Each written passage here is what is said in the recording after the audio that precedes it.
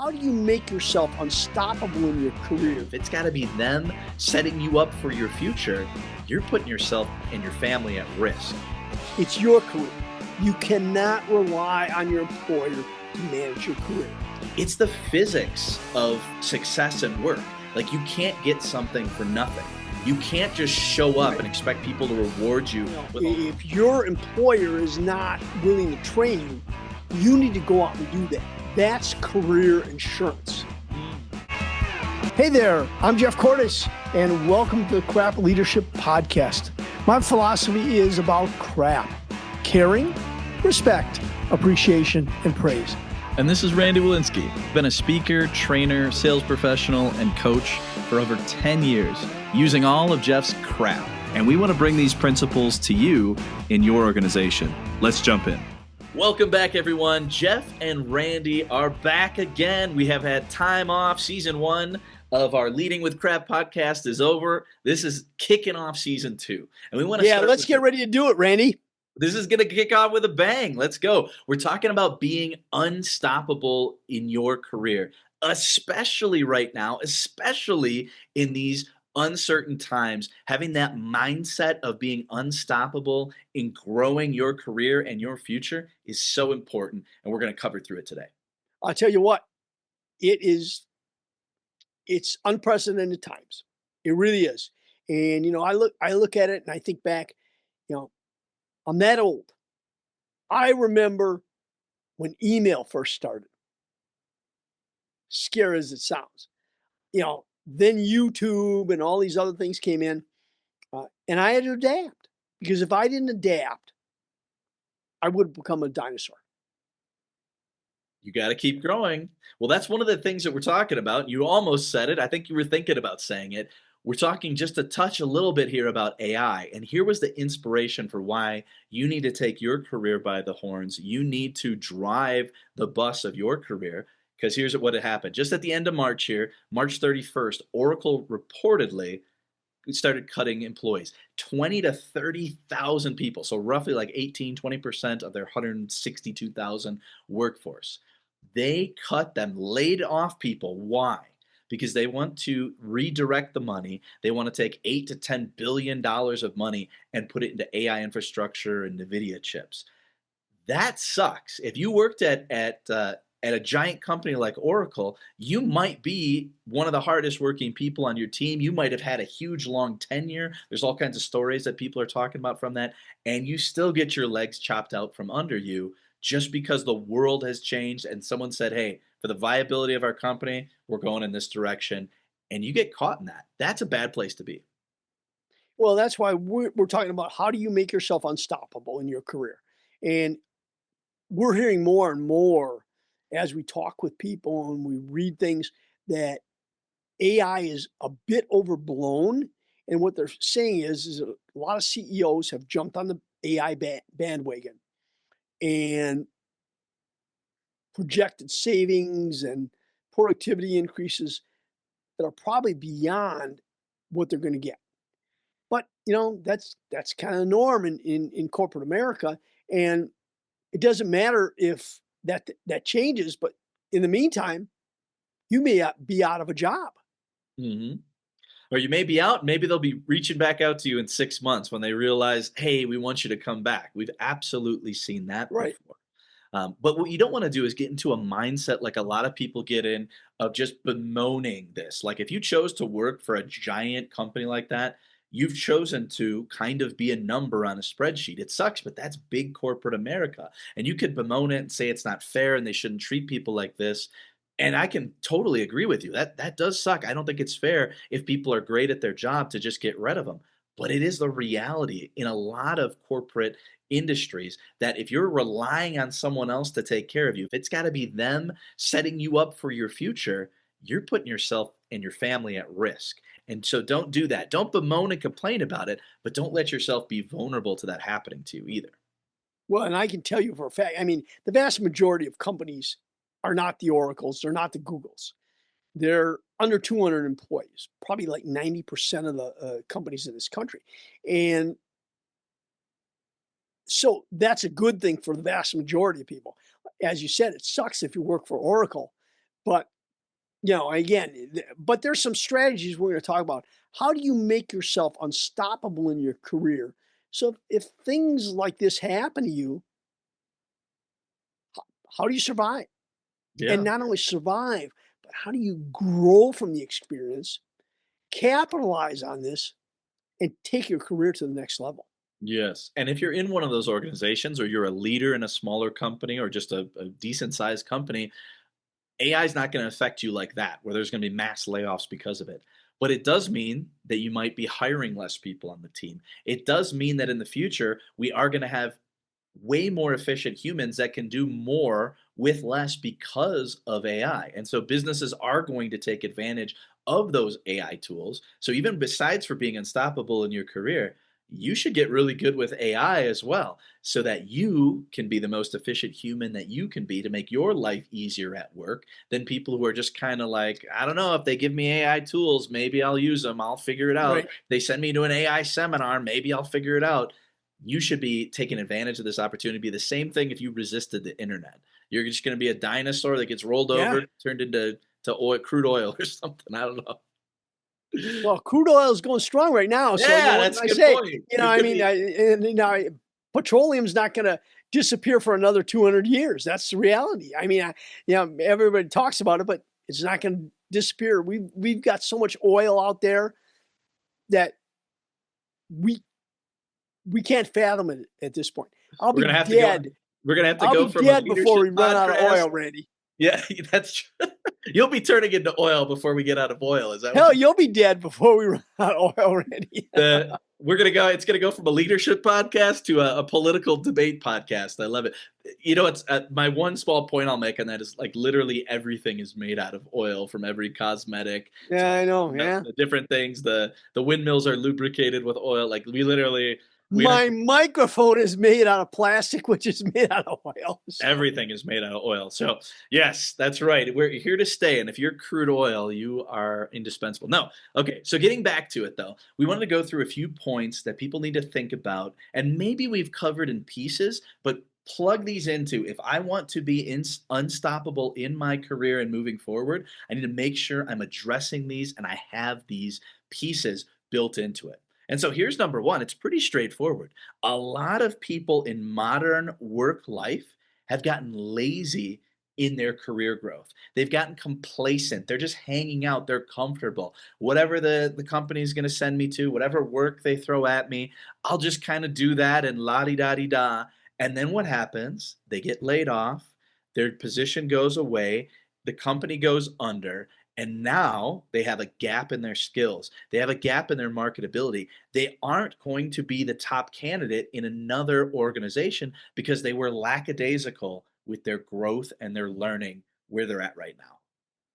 yeah, when I do my crap leadership training, and I know you help me out with that, Randy, and I emphasize to the people in my group, you have to take charge of your career.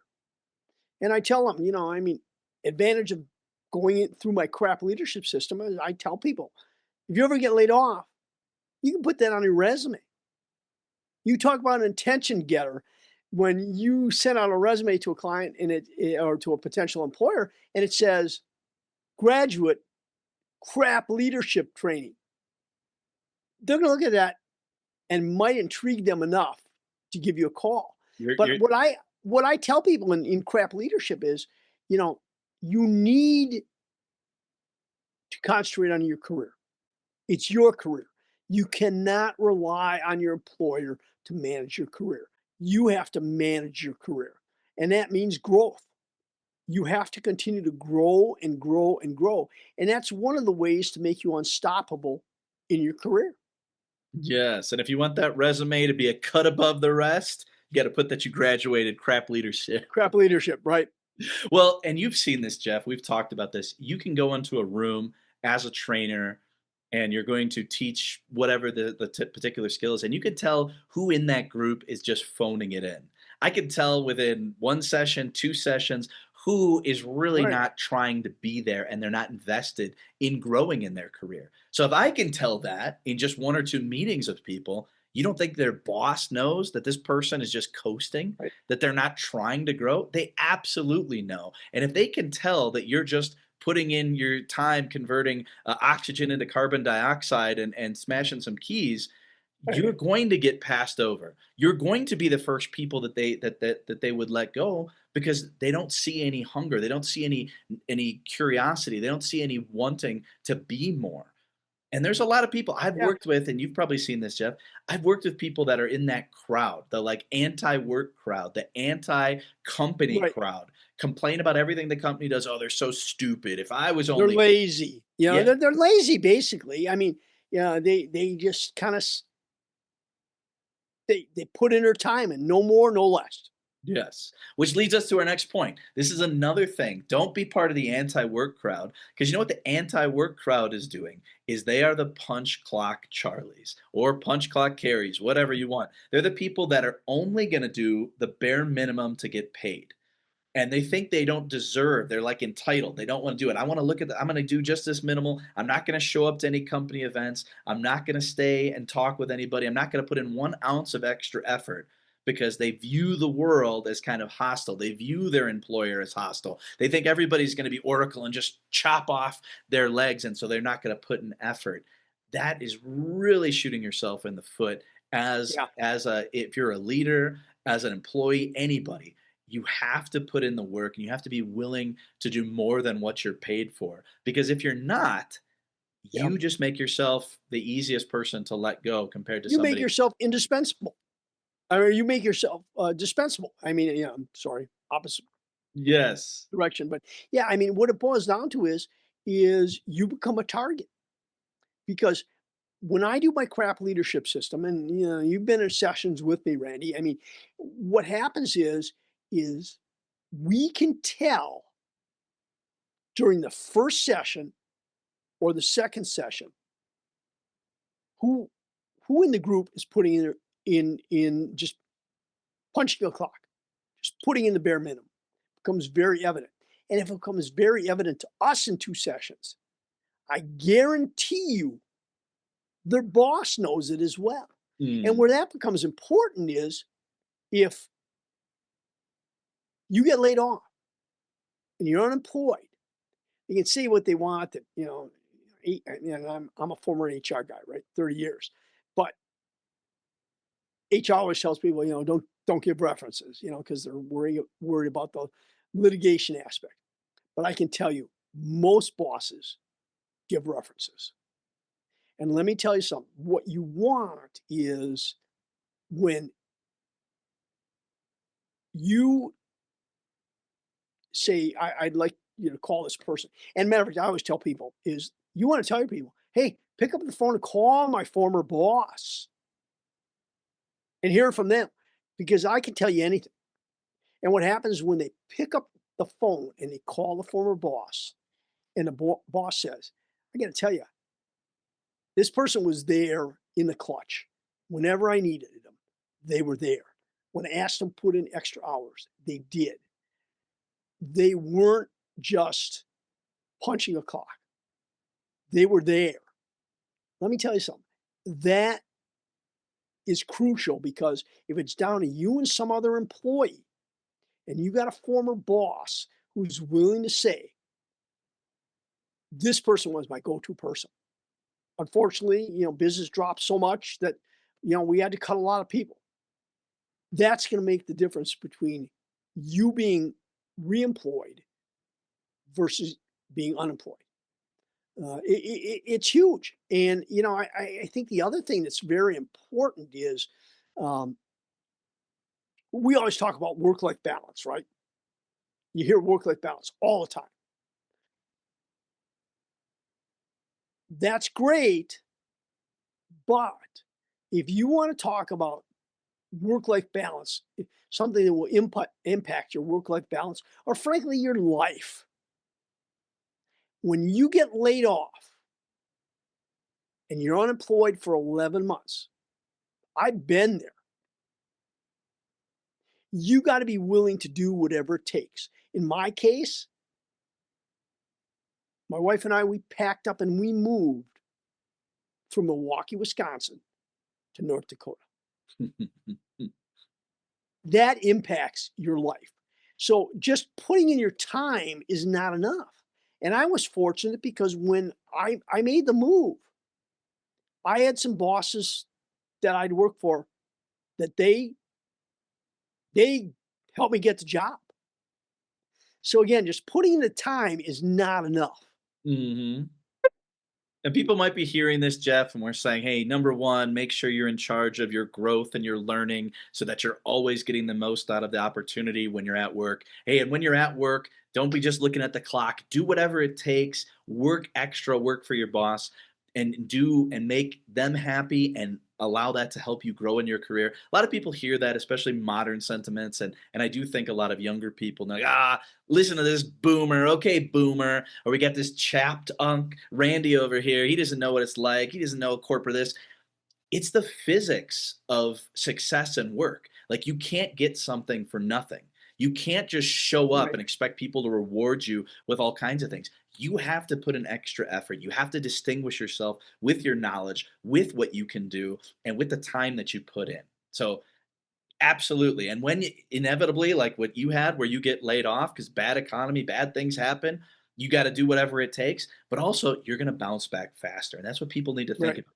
Don't put in the minimum. You want to put in the most that you can do, and you will get further. It's the physics of life in reality. And let's bring it in. We got one last big point here that we want everybody to think about, and maybe it's different than just putting in the hard work and growing and having a great resume and having that you've achieved graduation from C.R.A.P University, C.R.A.P leadership, Right. is get really good with people. Yeah. Interesting, right? Get really good with your coworkers. Get really good with working with different personalities and customers. Because if somebody's your customer, even if you don't aren't forward facing and selling something, somebody Internal, external, doesn't matter. somebody's your customer. And if working with you is easy because you're good with people and you've invested in your Right. communication, your negotiation, your people skills, you are going to get further in your career and further in life. And just the last point of why this is so important, Jeff's a headhunter, right? That's one of the things that he does. Right. But do you realize that 70 to 85% of all jobs that get filled in the US, they come from internal referrals. They aren't him going out and doing headhunting. They aren't people blindly getting a resume from Indeed and Right. picking that person. That's 15, 20%, 30%. Most things happen because of networking, because of Yes. relationships that you've built, because of your reputation. I've had people I can't recommend because I would not want to put my name attached to their reputation and what they've done in the past. So your network and your people skills are huge if you want your career to be unstoppable. Yeah. I mean, networking is the answer, but it really comes down to people skills. And that's why I always talk to people about the fact that, you know, when things slow down and the organization says, we can't afford this association fee, you need to reach into your own pocket and pay for that. Mm. You know, if your employer is not willing to train you, you need to go out and do that. I mean, that's career insurance. Mm. And that's absolutely huge. I mean, and the big thing is aside from the people skills, which speaks to the other point is got to get out of your comfort zone Mm. because if you're comfortable, you're not growing, and if you're not growing, you're going to be left behind. And the last thing you want to do, and we talk about young people, but I see it also with older people. It spans the spectrum of generations. You're 58 years old and you get laid off, and you know if you're 58 and you get laid off, you got to have a network. You know Mhm. people through associations, all those sorts of things. Those things are the things that make you unstoppable. The other thing is you're learning and you're growing because a lot of people assume, like me, they think we're dinosaurs and we haven't learned anything since we were 25.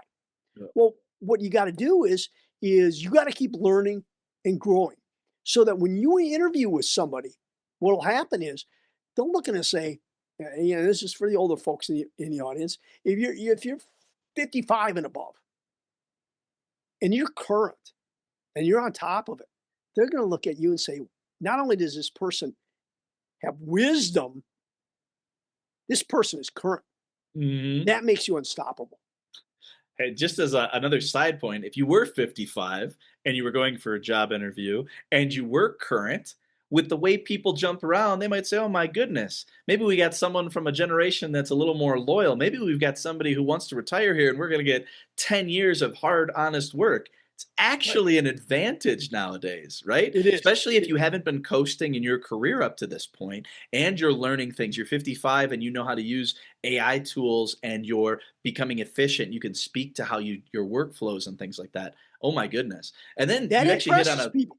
yeah, you hit on a huge point of not only your external networks being so very important, but people who are lazy in their careers, they'll either bemoan or they don't want to go to any kind of internal corporate functions. Oh, if you're not going to pay me, I'm not going to go. If you're not going to do this, I'm not going to go. Well, you don't get the networking opportunities internally, maybe with other leaders in the organization Right. to departments that you could move into. You don't get to network with the people who are in control of making decisions and getting them to know your face and your voice and being able to reach About out your to them. career, decisions about your career in an organization, right? Yeah, so there's huge opportunity even inside your company that whether you get paid to go to that networking event or that free company corporate event that's going to be paid for, but they're not going to pay you for your time, who cares?